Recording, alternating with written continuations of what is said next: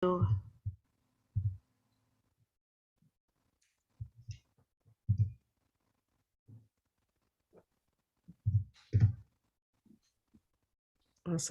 Liz, are we all in? Everyone's here. Okay. Hi, everyone. Who's managing the waiting room and letting? Sorry, I can just send Natasha anymore. Okay.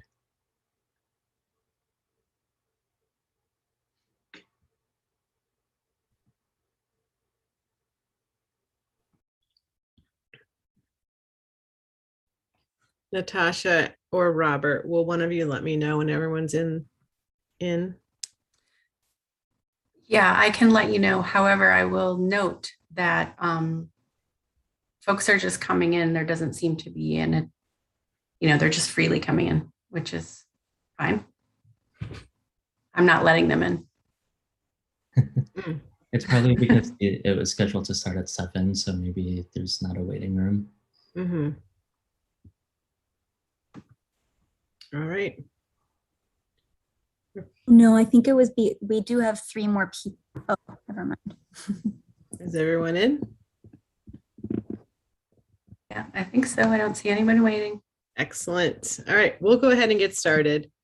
Thanks for attending the City Council Candidate Forum on Racial Justice. My name is Jane Stevenson. I am a core member of the Western Mass chapter of Showing Up for Racial Justice. SURGE is a national network that mobilizes white folks to join the multiracial movement for racial justice with commitment and accountability.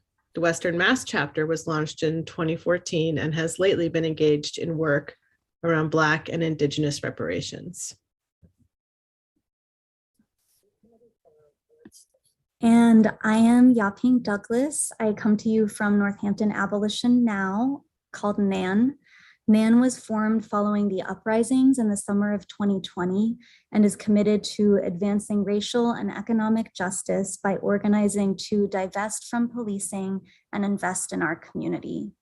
NAN is working to grow and support community-led initiatives that are accountable to those who are most harmed by policing, and we welcome the support of anyone who wants to help imagine and create a Northampton community grounded in justice and accountability that meets the needs of all people.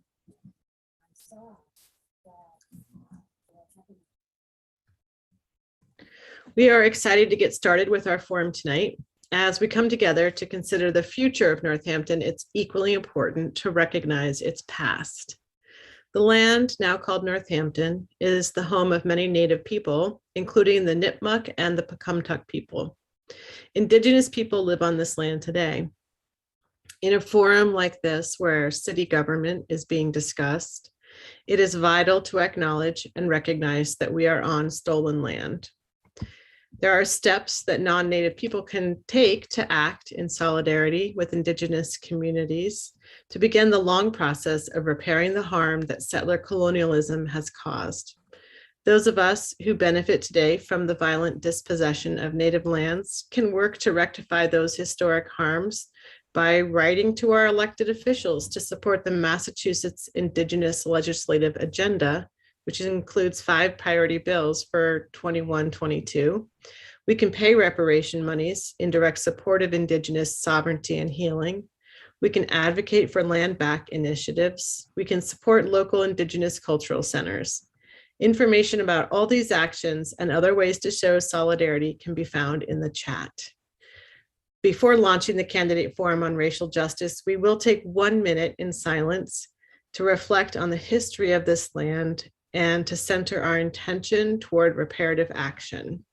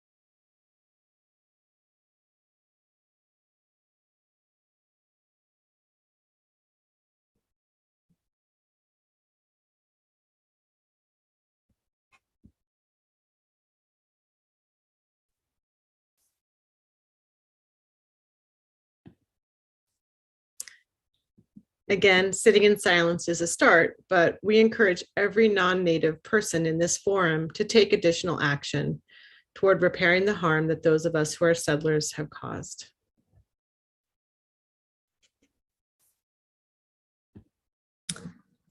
So the purpose of this forum is to ask our city council candidates to reflect on their commitment to racial justice issues. The candidates were given the questions a few days ago, along with links to many resources that helped us formulate our questions. I'm now going to turn it over to Robert, another volunteer with Northampton Abolition Now, to share some additional important background on this event. Hi everyone, I'm Robert Eastman, another volunteer with Northampton Abolition Now, or NAN. Before we start this forum, we feel it's important for the public to know that 3 city council candidates, Jim Nash, Stan Moulton, and Marissa Elkins, declined our invitations to participate in our racial justice candidate forum. As a gesture of good faith and transparency, we shared all questions with the candidates in advance and provided participants with resources to ensure that they understood the intent behind our questions clearly. All candidates would have had the opportunity to respond to the same questions without any editorial interventions from moderators. In our view, this approach of the forum demonstrated clearly our commitment to open dialogue inclusive of all candidates. Councillor Nash declined on the grounds that the forum would not be impartial. Candidate Moulton invoked concerns that the forum would be partisan and not offer a level playing field. And candidate Elkins named Northampton Abolition Now, having already endorsed candidates as a primary reason for withdrawing her participation. Given that all candidates were sent the same questions with the same resources ahead of time, and given that the forum tonight and tomorrow consists only of moderators asking each candidate the same questions, we are sincerely confused as to how our support for candidates who have shown strong, concrete commitments to racial and economic justice affects our forum's mission of engaging in critical and open dialogue about issues of racial justice that have not yet been addressed in the forums, interviews, and questionnaires candidates have already participated in. We're dismayed that these candidates have chosen to refuse an invitation to the only candidate forum which focuses directly on racial and economic justice, hosted by 2 organizations which focus solely on these issues. We support any candidate who shows a real commitment to racial and economic justice, and we are strongly committed to dispassionate public education around these issues. NAN would be thrilled to endorse additional candidates who demonstrate that they stand by our values. NAN hopes that one day we can endorse every single candidate running for office because that will mean our community has developed a strong consensus in favor of racial justice. True fairness and a level playing field requires radically transforming our society. Candidates who claim to be ready to lead on these issues must, at a minimum, have the courage to talk to their neighbors and community members. At the very least, we hope that candidates missing this forum will submit answers to the questions in writing so that the public can see where they stand on these pressing issues. Thank you. Thank you, Robert. We want to also note that David Murphy could not make it tonight, but he plans on joining us for tomorrow's forum. Okay, let's begin. Each candidate will answer most of the same questions. Answers will be brief, and we ask that candidates help us to move the forum along by keeping answers to within the time limits provided. We also ask that audience members mute themselves. We are going to start with allowing candidates to introduce themselves. They'll have 1 minute to do so. We'll start with Jamila Gore. Okay, go ahead, Jamila, you have 1 minute. Hi, I'm glad to be here, and I'm glad that Serge and Nan have hosted this event tonight. Racial justice and economic justice are a strong part of my platform. I think, like I said at Lathrop Community last night, that a lot of the issues that are in my platform are intertwined within each other. And I feel like economic justice and racial justice are intertwined in all my platform issues, from the Department of Community Care to revitalizing Main Street, climate justice, and housing affordability. I think that without addressing the core reasons behind racial and economic injustice, we can't move forward as an egalitarian society. And I think that is what Northampton needs to be now and is always strived for. I mean, Northampton was an abolitionist community way back in the 1800s, and I think it can be now again. And I would hope that that we can move forward in a way that would be like make Northampton a flagship city in how it approaches a lot of racial and economic justice issues. So that's, thank you. Okay, thank you. And now we'll move on to Michael. You'll have 1 minute plus a little extra. Thank you very much. My name is Michael Quinlan. I am the city councilor currently in Ward 1 of Northampton. I really appreciate the invitation to be with you this evening.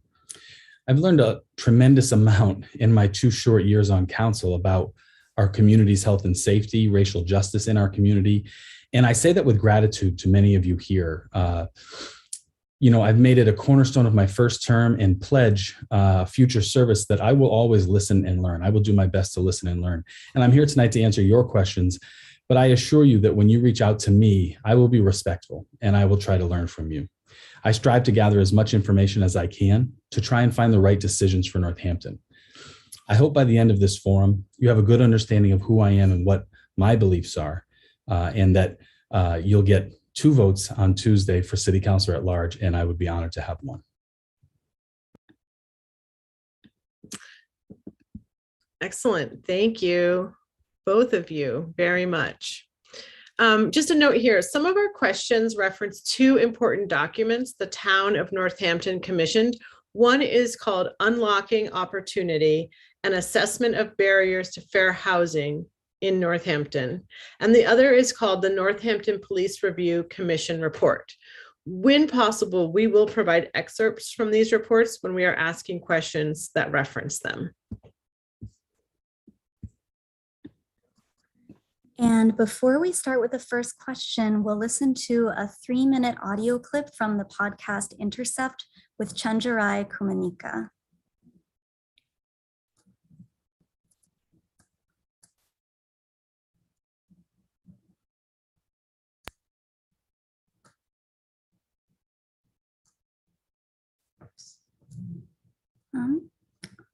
Is that not playing?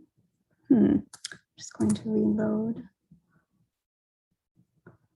Just so everybody knows, we practiced this like 700 times, so sorry. Reloading, bear with me.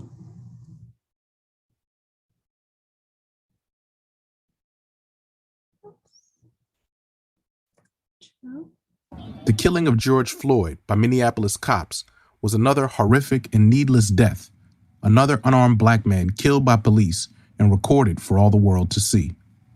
It was another spectacle of violence at the hands of the state. And we've seen this before, like literally, we've seen it.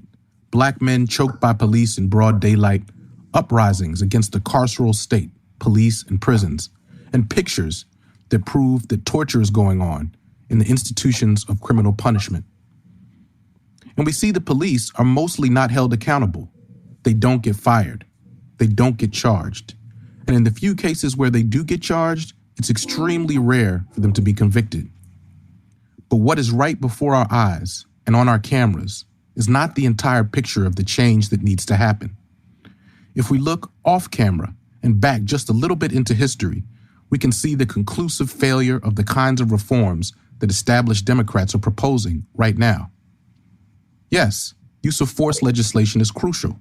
But remember, a judge found Officer Pantaleo guilty of using a banned chokehold when he killed Eric Garner. Pantaleo is free today. Also, as African-American studies professor Naomi Murakawa has pointed out, the concept of community policing was at the heart of the 2 largest crime reform legislative efforts of the 20th century. The first one was sponsored by Lyndon B. Johnson, the 1968 Omnibus Crime Control and Safe Street Act, which created the Law Enforcement Administration. What did that result in? $10 billion was doled out to police departments, often in the name of improving police and community relations. This didn't mean treating people differently. It meant taxpayer money was spent on police public relations campaigns. The second major criminal reform effort was the Clintons' 1994 crime bill.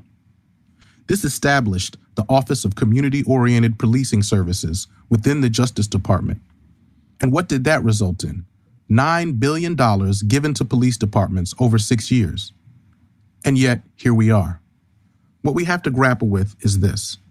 These images are showing us a violence that's so clear that we've stopped being able to see beyond it. The spectacle of violence is only the tip of the spear. It's only the most acute manifestation of 150 years of racist state violence, punishing the poor, and failed reform. More training workshops for cops or another black police chief is not going to fix this. Cops who kneel with protesters and then stand up and tear gas them is not going to fix this. What would it look like to try something else? To defund and dismantle police departments. And yes, to abolish the police. What would it look like to abolish prisons?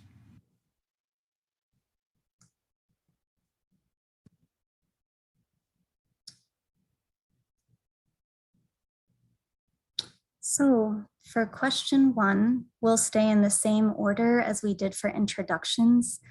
Each candidate will have 2 minutes to respond. And we'll start with Jamila. So what is your understanding of the Movement for Black Lives' stance on police reforms that give more power, money, and legitimacy to police, such as more police training, community policing, co-responder programs, and more? And why do you think this is their stance? Go ahead, Jamila.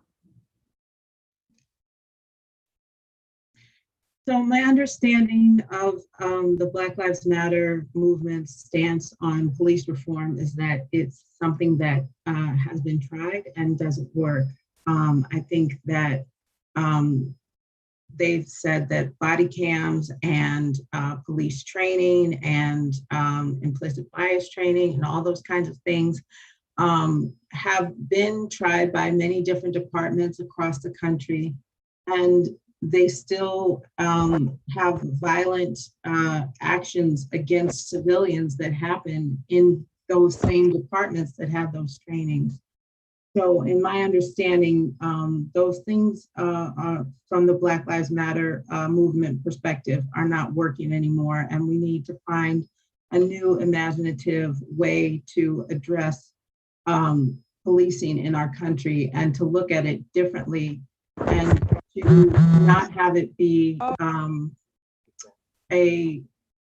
looked at from the carceral state model, but looked at from a different model, and a model of community safety and community building and taking care of each other instead of looking for the carceral state to take care of us. Thank you. Thank you, Jamila. And now, Michael, you will have 2 minutes to answer the same question. Would you like me to reread it, or are you? No, I'm okay with this one. So I'm going to kind of talk a little bit about the second part first, about why this stance is their stance in the Movement for Black Lives. I mean, I think it's important to look at the history of the attempts to reform policing and to put guidelines in place. And America has done this. We've put a lot of guidelines in place, as mentioned in the audio clip. You know, I also think it's important to kind of recognize that the Northampton Police Department has always adopted those guidelines as the newest best practice, right? So this is something that here we've looked at and said, okay, this is the new guideline. We're gonna do this. They've always tried to be there, understanding that this community doesn't expect to tolerate police brutality. Over time, the United States has invested countless dollars in reform and training and retraining. Yet, unfortunately, we still see violence towards the most marginalized populations. And I think that's why this stance exists. You know, the results of this idea of reform and training, the results, they haven't come as concretely as people want. So my understanding of this is that the Movement for Black Lives is asking that we try and do this differently. The engagement I've had with NAN and my role as a counselor and a council appointee to the Northampton Policing Review Commission has given me a chance to converse and learn quite a bit from the resources that, not just the ones that we received this week, but over the past 20 months for me. The Movement for Black Lives stance is about divesting from police, taking responsibilities from the duties of police and moving them to an investment focused outside of the carceral system. I think what's important to understand is that no one wants a situation where the community doesn't have those services. And as a result, I think if we want to make these changes to emergency response, especially here in Northampton, we have to work hard at this. We have to take steps. I don't think we can take step 10 until we've taken the first 9. But education and building community trust and understanding is very important.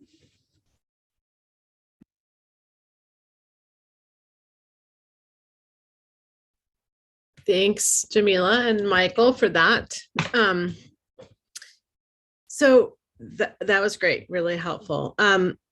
Question number 2 is going to have 2 parts. And this question relates to the 90+ page report the city released in 2018 called Unlocking Opportunity and Assessment of Barriers to Fair Housing in Northampton.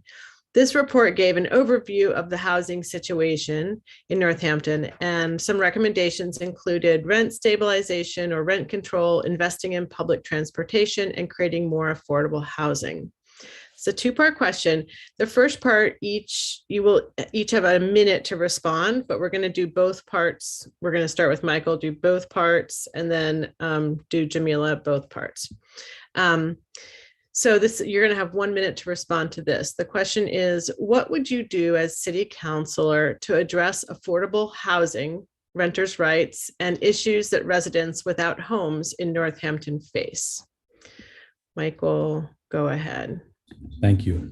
I think it's important that we take a very wide view of helping people who are struggling with housing insecurity. I was pleased today, I got an email from the mayor's office that the Whiting Street Fund Committee, which is a grant program that the city manages, I used to be a member of the Whiting Street Fund Committee, is devoting their resources this year to housing issues, housing security issues.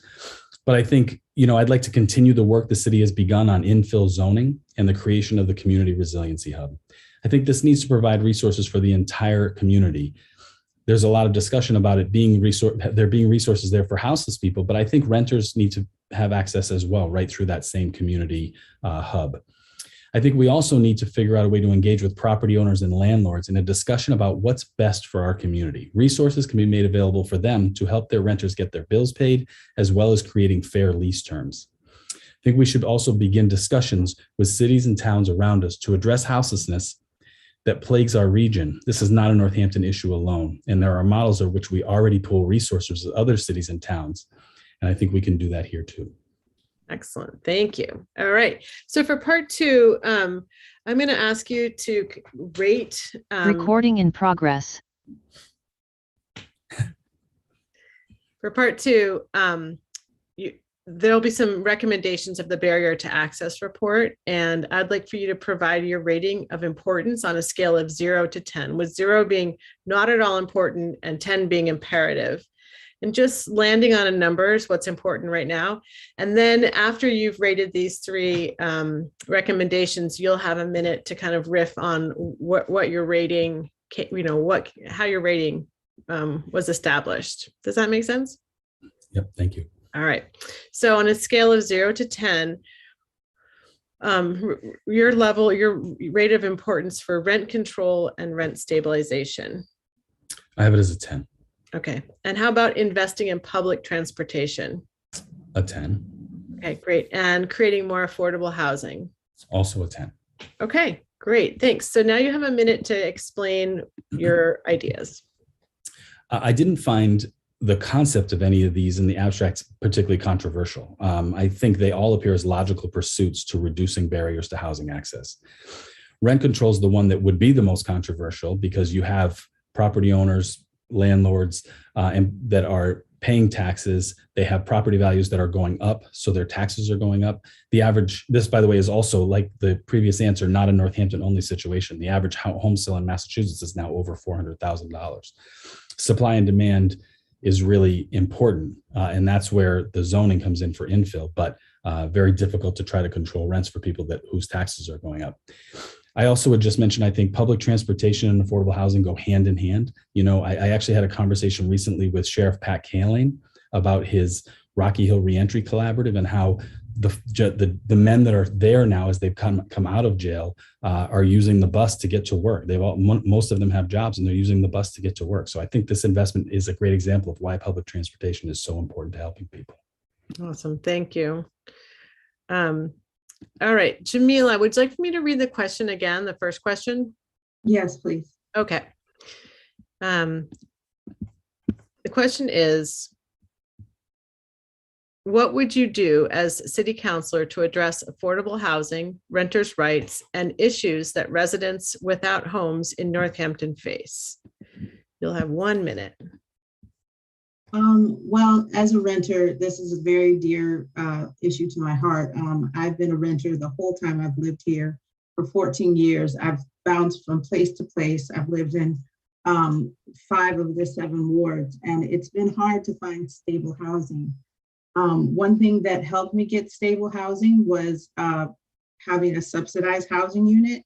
And I think we need more of those throughout the city. We also need more single room occupancies throughout the city. That would help with houselessness as well. And also more services that can help people get from a houseless or housing insecure situation to a more secure situation. I know ServiceNet helps with that, but also like having the Resilience Hub, be a drop-in center that can help with getting people in that transition from being houseless or housing insecure to having secure housing. Wonderful, thank you. All right, now I'm going to give you that funny little rating thing, 0 being not at all important and 10 being imperative.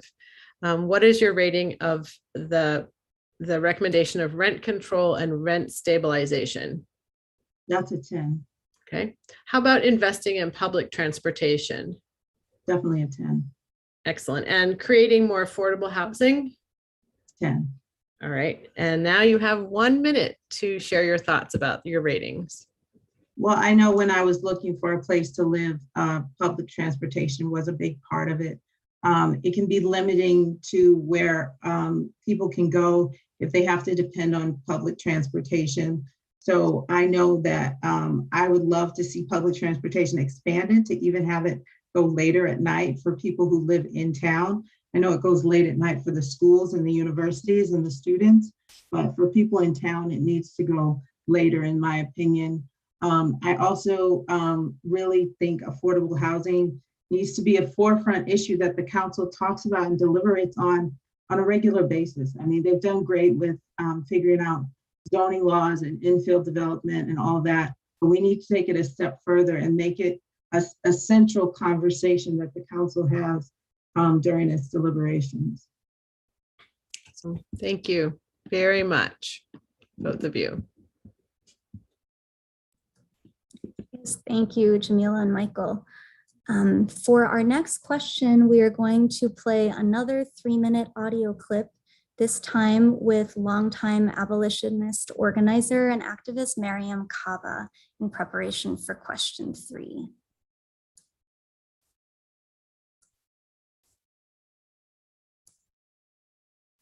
So what I mean, and I think some other PIC abolitionists mean by PIC abolition, is that we want to end the whole system of reinforcing relationships between surveillance, policing, the courts, imprisonment that fuel, maintain, and expand social and economic inequality, institutional racism, capitalism. So it's not Oops. I'll try to reload. Sorry.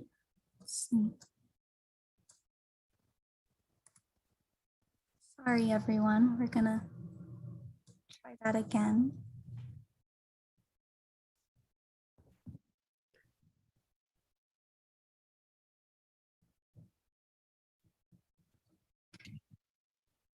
So what I mean. Oops. sensitive mouse here. Okay.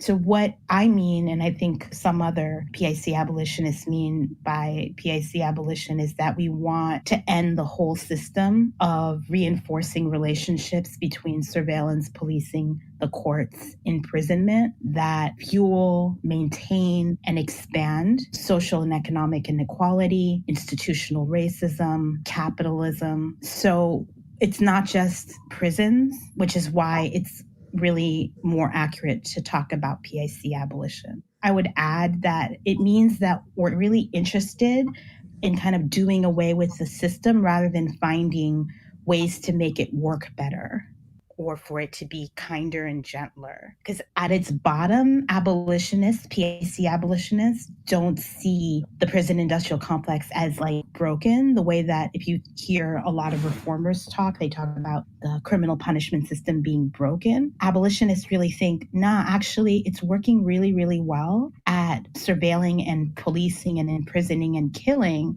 exactly the people that it's targeting. And so our job as PIC abolitionists is to work to diminish drastically the scope and the power of the prison industrial complex while we're simultaneously increasing the ability of the communities that are targeted by it to be stronger, to be more self-determined, to be healthier. And as part of that, and as part of our practice, we're always asking consistently, what is actual accountability? What is safety?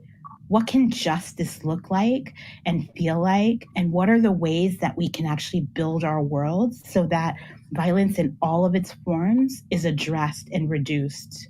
That's a huge part, I think, of what a lot of people don't understand about PIC abolitionists is that we're really concerned with ending the sources of violence, right? We think prisons don't actually solve violence because they're inherently violent. And we think that they're actually a very concentrated form of violence and that prisons are designed to actually bring premature death.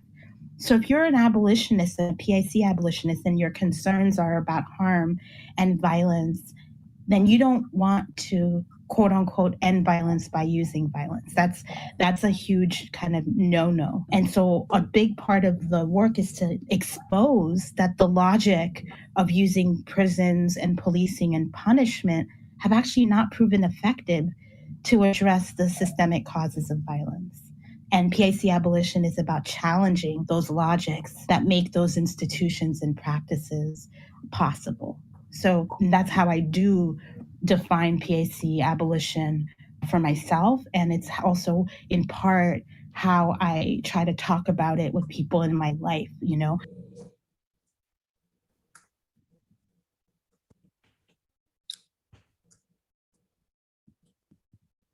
Okay, so question 3.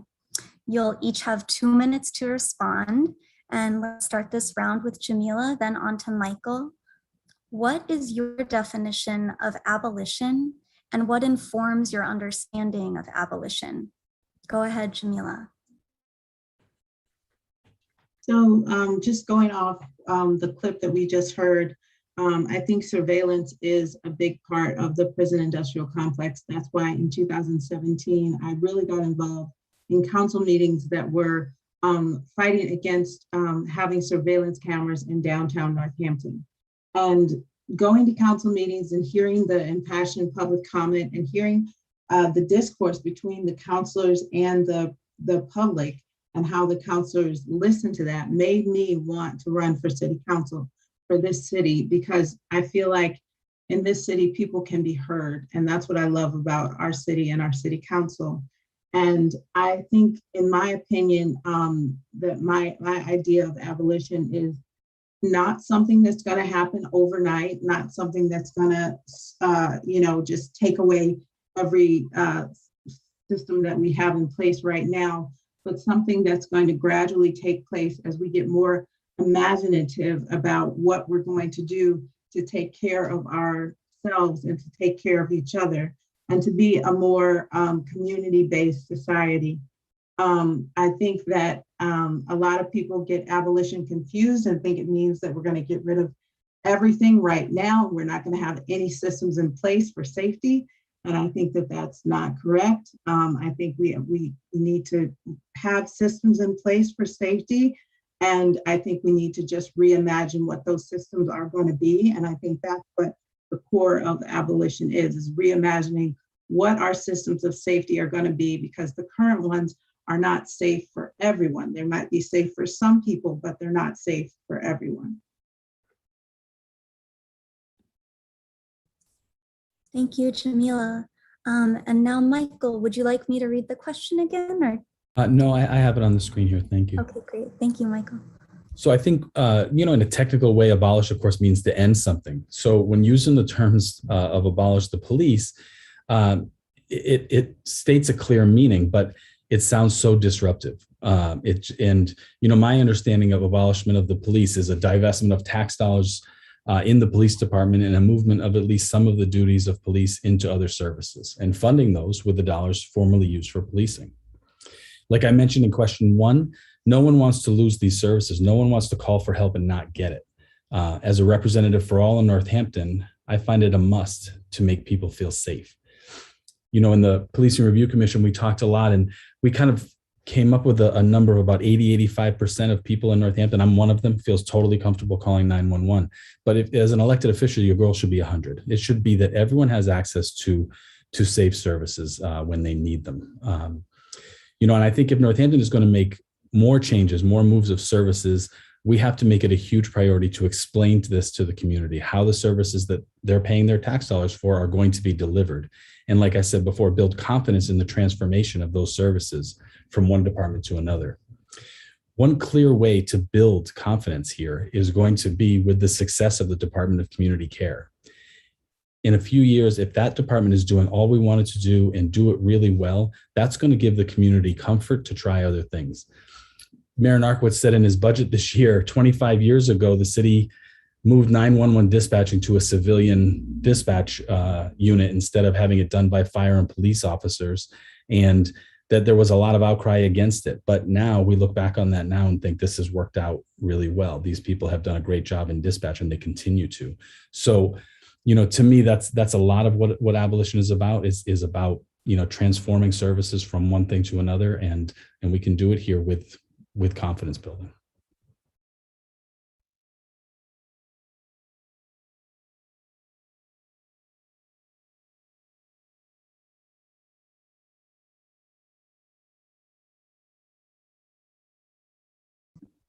Oh my goodness, thank you. I was having a really hard time unmuting. I kept pressing and I felt really silenced for a second there. Thanks, Michael. Thank you, Jamila, for that thoughtful answer to that question. For question number 4, you will each have 2 minutes to respond. We're going to start this time with you, Michael. And here goes the question. Last year, the city of Evanston, Illinois, formed a reparations fund from a sales tax on recreational marijuana that attempts to address past and present harm to Black residents, including home ownership grants. Asheville, North Carolina, also formed a reparations initiative last year that funds programs around home ownership and career opportunities for Black residents, but does not offer direct payments. And locally, Amherst has created the African Heritage Reparations Assembly to research and propose a reparations plan that will include a fund and a community-wide process of reconciliation and repair for harms against Black people. In this context of municipalities creating reparation funds and attempting community repair and reconciliation, how do you propose that the city of Northampton begin to reckon with its past and current harm to Black residents? Michael, go ahead. Thank you. I understand that right now there's already some informal groups discussing this, and that seems to be the first way to start, right, is to build grassroots ideas around issues that you would like the city to eventually address. I was the first city councillor to speak out in public meeting asking for the Policing Review Commission. I didn't know what it would be called. I didn't know exactly what it would be, but I was the first councillor to ask for that. And a number of other councillors joined me in that. And I think, for Northampton to move forward on an issue like reparations, we really need to devote a similar kind of attention to the issue. We need to create high-level discussions. Similarly to Amherst, they've put together a group. We should put together a group to study and make recommendations to the mayor and the council. So I think, but similar to the Policing Review Commission, studying the issue and the options are important. But I think this is also a committee that should have proper representation of BIPOC residents of Northampton that can help, lead the discussion and really help, figure out the right path. Thank you.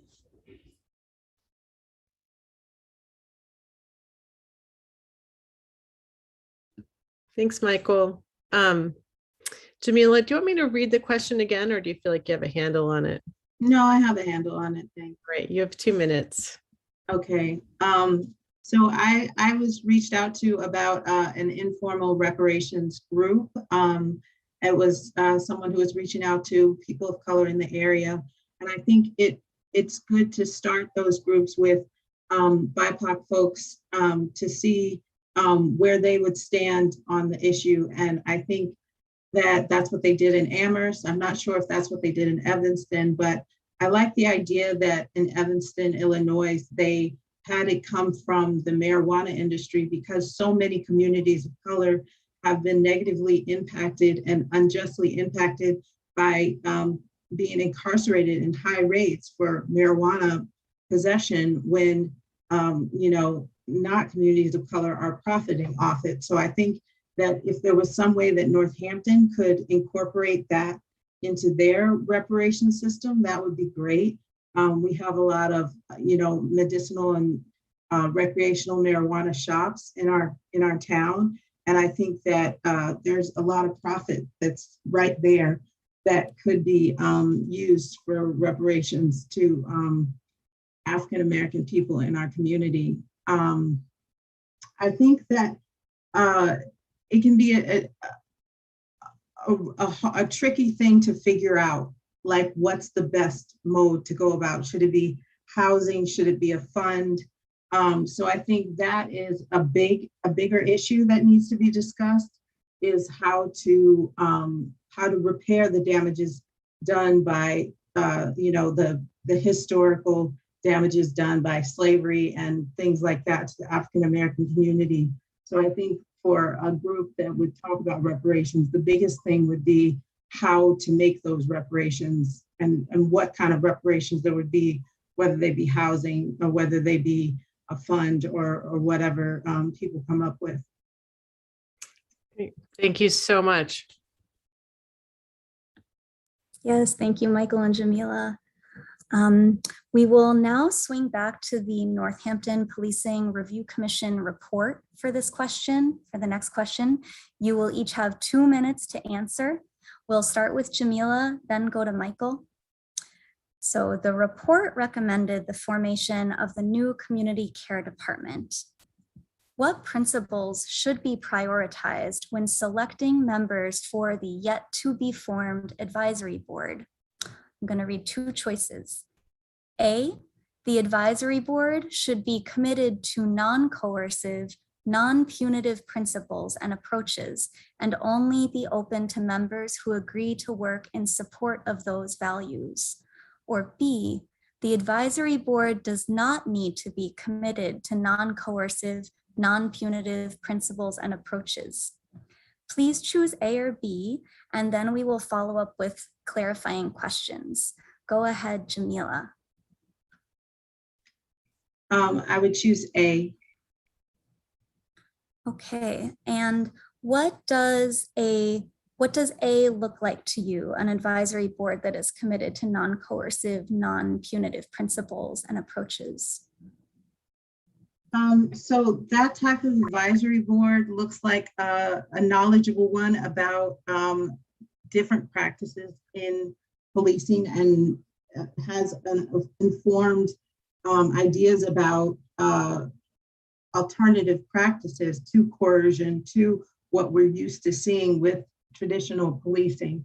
And I think it would take, knowledgeable people to come together to bring that. And I I would hope that we could get people with that knowledge base, people who have studied abolition of the carceral system, people who have studied how to best bring about those kind of changes. So I would hope that we could find those type of people for that job. Thank you. And is there anything else you'd like to elaborate on in the other minute for your answer?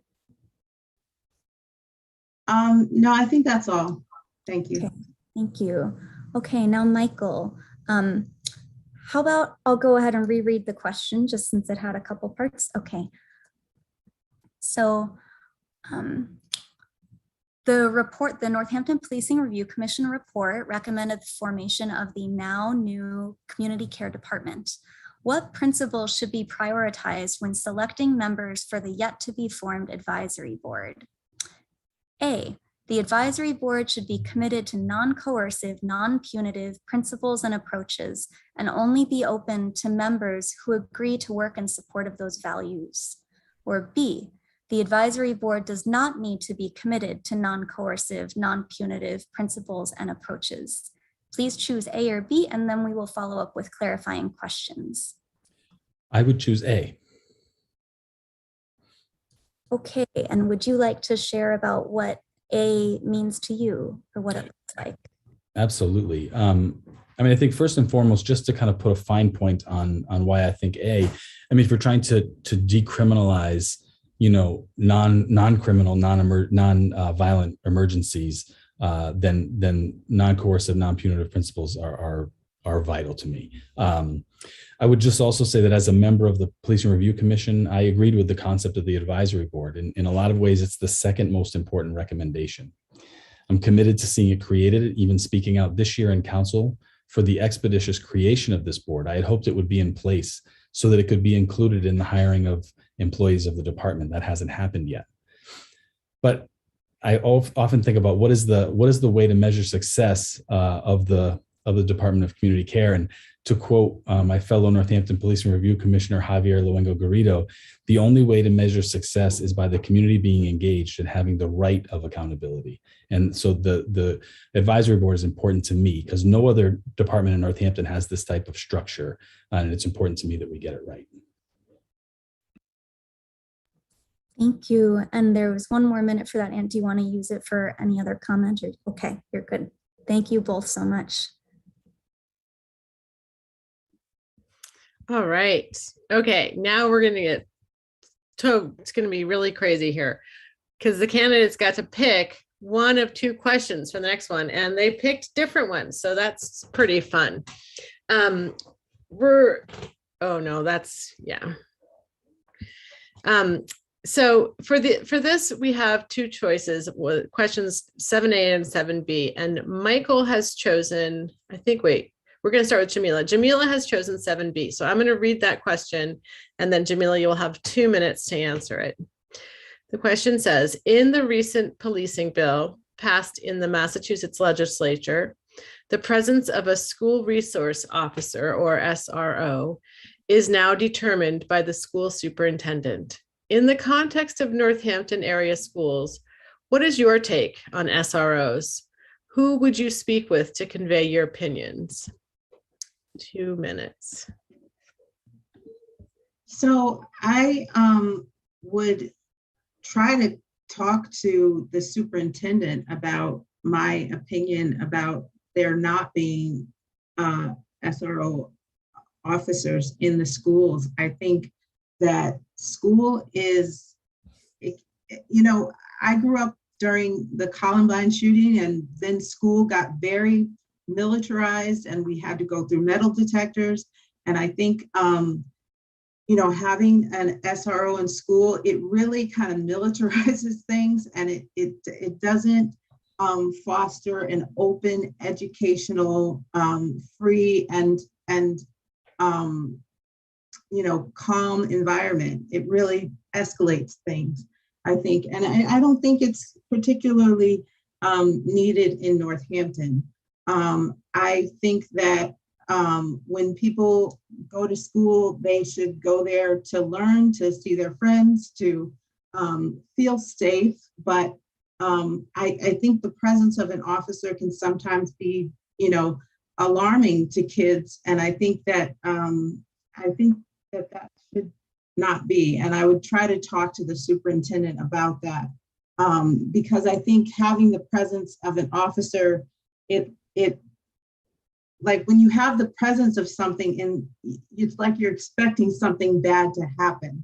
And I think that we need to not expect that our kids are going to do something that needs a punitive response or that needs the overseeing of an SRO. I think that we should expect that our kids are going to go to school to learn and to see their friends and to flourish in that way. So thank you. Excellent. Thank you so much. All right. And then Michael picked 7A. So I'll read that question. Then Michael, you'll have 2 minutes for that one. 7A says, given that the city of Northampton both owns lands and taxes residents that own property, how do you see the city beginning to reckon with its current benefit from the history of colonization and stolen land? And how could the city council begin to build relationships with Nipmuc and other indigenous leaders locally to attempt land rematriation and or other projects of addressing past and present harm? All right, 2 minutes for you, Michael. Thank you very much. Recently, I was approached by a resident of Ward 1 suggesting that we place a land acknowledgement statement on the council agenda to be read at the beginning of each meeting, much like you did this evening. I began working on a proposal with another councillor. We gathered resources with the help of State Senator Joe Comerford and Rhonda Anderson, the Western Mass Commissioner on Indian Affairs. However, in light of the decision to cancel the biennial art show and recognizing the place of privilege I come from, it's become very clear that it needs to be 100% sure that we're doing this the right way and for the right reasons. Engaging with local Indigenous leaders to ensure that our statement is not performative or disrespectful in any way is a major priority for me to enact something like this. And I think an example of step one in a possible commitment to future relations with the Indigenous community. The erasure of the history of Indigenous people in our region, specifically here in Northampton. I think there's an opportunity to address that in our school department, bringing local Native leaders together with our school department to update the school's curriculum and to teach about the history of this land at a younger age. It's not something that we were taught right? When we were children, we were taught, the history of America from the people that came here to this land, but to try to create a curriculum that would teach about the Indigenous community here, I think would be really a great way, again, to just engage with the people of the Indigenous community. Thank you. Thanks very much. Thanks, both of you. And then Jane, I think we might have accidentally skipped to the, we could go back to the question about the mayor and city council right above 7. Thank you. Yeah, I got ahead of myself a little bit. I got so excited about the choice making, I think. All right. So the next question is about the power balance between the mayor and the city councilors. You will each have 2 minutes to respond, and we'll start with Michael and move to Jamila. So in East Hampton, Springfield, and many cities across the country, the city council holds more legislative power than the Northampton City Council currently does. Would you advocate for the mayor city council power balance to change or stay the same? And please explain your answer. All right, go ahead, Michael, you'll have 2 minutes. In my almost 2 years on the council, plenty of issues have arisen that make it very clear that the mayor's office has control of the city operation. The council has no control and input is extremely limited. For me, this isn't necessarily about getting more power or taking power away from the other office. This is about what's best for representing the people of Northampton. Having a legislative body with more opportunity and more teeth cannot be seen as a bad thing. Creating a more modern system under which the council would have more input or at the very least be better informed, would be a good thing for Northampton and its residents. It would give us the opportunity to listen to people and then help act on creating a community where input is valued. Thank you. Thanks. All right, Jamila, would you like for me to read that again, or do you have a handle on it, do you think? No, I got it. Okay, go ahead. You have 2 minutes.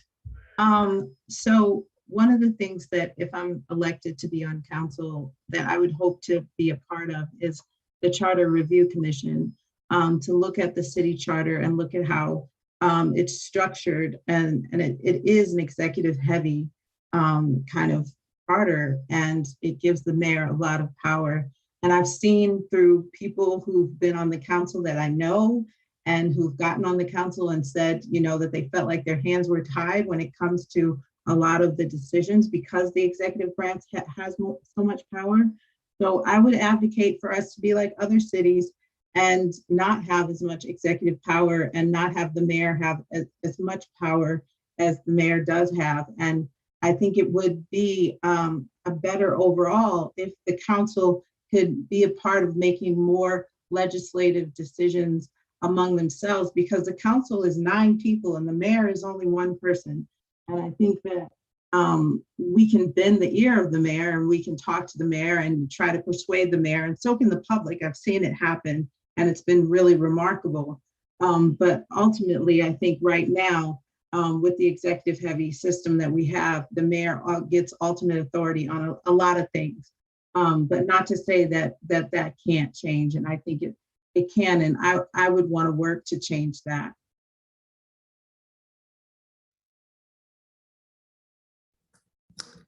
Thank you both. So now I am going, for our next question, I'm going to read 3 key principles about disability justice. As you hear the principles, please indicate the level of your support and advocacy of it on a scale of 0 to 10, where 0 means you would not advocate for it, and 10 meaning you would strongly advocate for it.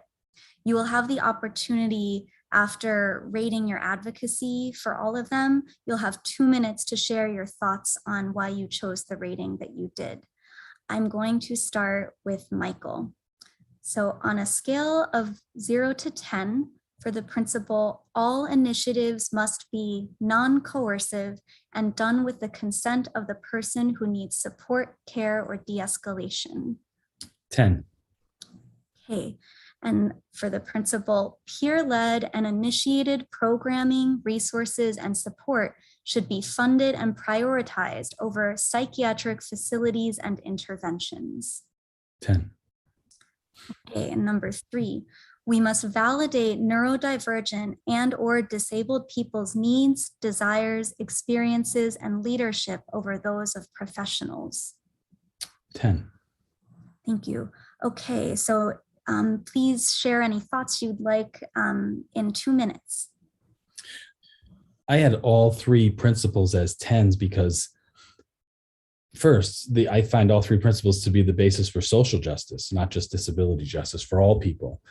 And when you look at these 3, I see they're very necessary for the Department of Community Care to be successful. You know, I just mentioned for the first one, in all nonviolent, non-criminal interactions with city services, a respectful, non-coercive, and cooperative interaction should be required. Through peer-led and initiated programming, you know, this is again something that I learned a tremendous amount about during the work of the Policing Review Commission, and I've come to agree that peer-led response is going to be vital to the success of the Department of Community Care.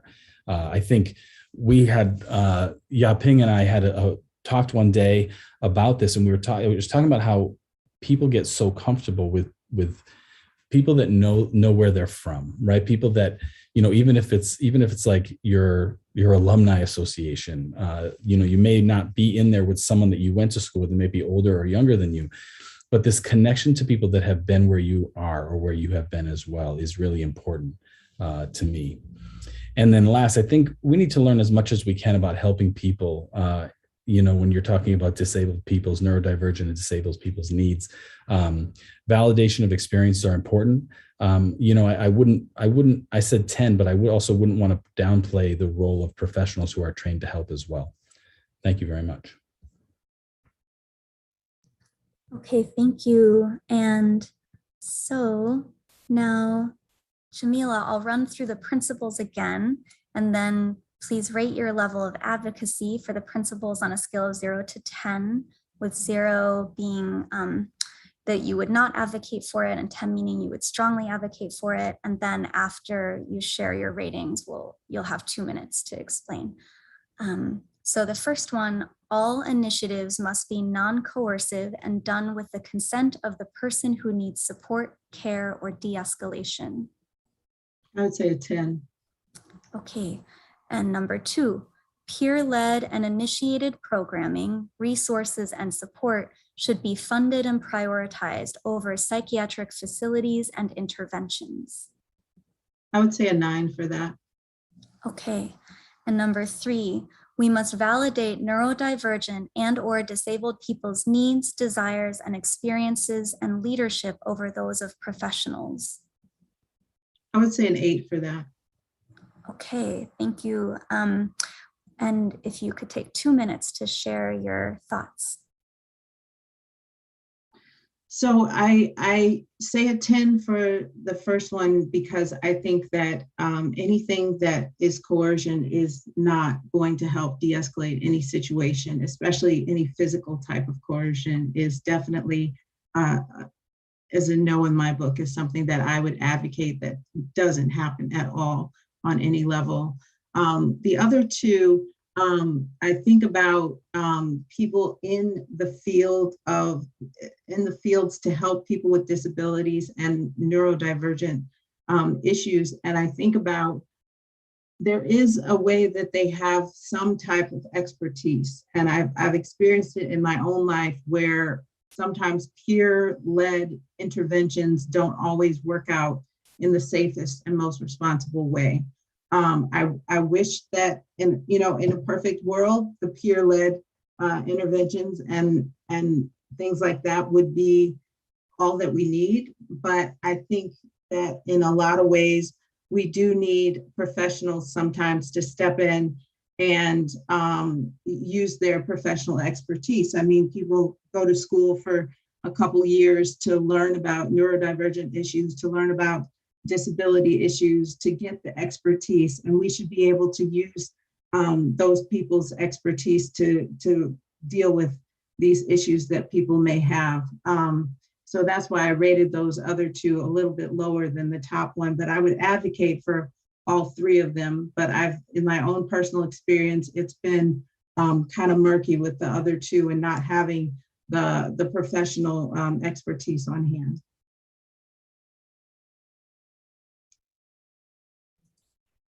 Okay, thank you both. For our last question, we'll start with you, Jamila, and end with Michael. You'll each have 2 minutes. We've heard a lot about community responders and police responses to situations, and the Northampton Policing Review Commission, in its final report, advocated for removing police from as many unnecessary interactions as possible to reduce the footprint of policing in the community. Can you describe what your vision for public safety is going forward, whether and where police fit in, and why you think that is the way forward to reduce the harms done by policing? Go ahead, Jamila. So I think for the future, policing, I think, is something that needs to be obsolete at some point in the future. Policing as we know it, just the idea of people being policed is a very kind of archaic idea that we need somebody to police us. I really strongly believe in community, and I believe that we can take care of each other, and that we don't need armed professionals leaving a big footprint throughout our community and telling us, where to go, what to do, and how to interact with each other. Especially in Northampton, we're not a high crime community. We care about each other, and I think we could be a flagship city in responding to the policing issue in a whole different way. I mean, we could reimagine what we want in our city and what we want policing to look like, or not have, or what we want community safety to look like. And I think that we need not, co-responder models or reformist models. We need to have real members of the community who are willing to step out and be community care members. And, the Department of Community Care is a great start to that. And I'm very excited that the Policing Review Commission came out with that. I mean, Michael and all the people on the Policing Review Commission did so much good work to research and come up with this great plan for Northampton. I'm really looking forward to it. And I really would love to get on the council and be a part of working to get the Department of Community Care off the ground. And I think that's the future of Northampton, is that Department of Community Care, is the Community Resilience Center, is these community-based public safety taking care of each other places. Thank you, Jamila. Michael, would you like me to reread the question or? No, thank you. Okay, thanks. I think my position on public safety is pretty well documented, having now twice been a counselor going through the budget process here in Northampton. I believe that there's a lot of room to explore alternatives to policing, especially around social issues and crises. The list of responsibilities our police carry is very long, and allowing them to focus on the most dangerous of those responsibilities is a good idea, and it follows the recommendations of the Policing Review Commission. There are duties identified to remain in the hands of our police officers. I feel that I've listened and learned a lot about Northampton's public safety in the last 2 years. And the feeling that our community does not want to feel unsafe at all is very important. Conversations with many residents here has informed me that most people think the Department of Community Care is a great idea. But as I mentioned earlier a couple times, no one wants to feel unsafe by avoidance services. My goal of representing all people is to ensure safety to those people, and also to work as hard as it takes to make 911 a real, possible, and comfortable call for 100% of Northampton residents and guests. Thank you.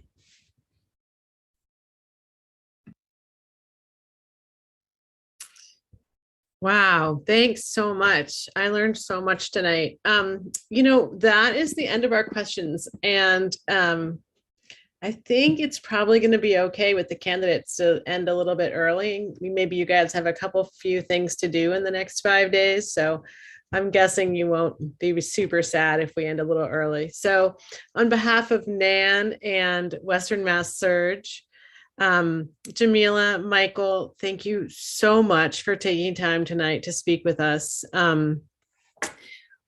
We found this really illuminating and interesting, and constituents, thank you so much for tuning in to listen and learn.